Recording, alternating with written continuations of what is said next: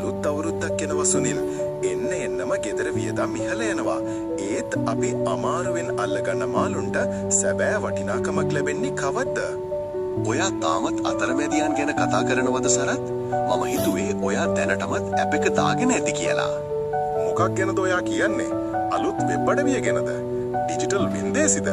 අපි දීවරියෝ සුනිල්. පරිගණක ඉංජිනේරුවන් නෙවෙයි. බ්ලූබිස් ලංක කියන්නෙත් ඒකම තමයි. ස්මාර්ට් ෆෝන් එකක් ඇති වැඩේට පරිගණක ඉංජිනේරුවෝ වෙන්න ඕනේ නැහැ. බලන්න ඊයේ මගේ මහන්සියේ ප්‍රතිඵල. මම ඉදිරිපත් කළ මිල කිලෝවකට රුපියල් 600ක් විතරයි. ඒක අඩුයිනේ. නමුත් බ්ලූබිස් එකේ විනාඩි 15ක් යන්නත් කලින් මට ලංසු 3ක් ලැබුණා. 3ක්. අවසාන ලංසුව රුපියල් 780යි. නමුත් ඔබ මුදල් විශ්වාස කරන්නේ කෙසේද? ඔබ කාලයක් බලා සිටිය යුතුද?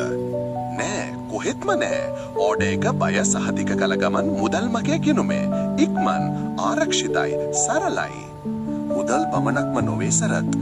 කාලයත් ඉතුරු වෙනවා. මට සාධාරණ මිලක් ලැබෙනවා අඩු කාලයකදී. මගේ පවුලේ අය සමග වැඩි කාලයක් ගත කරනවා. මගේ පුතා පවා උදව් කරනවා මට මේකෙන් වැඩ කරගන්න. ඒක හරිම ලේසි. වඩා හොඳ මිලක් සහ මනසේ සාමය. අතරමැදියාව නෙවී බ්ලූබිස් ලංකා විශ්වාස කරන්න.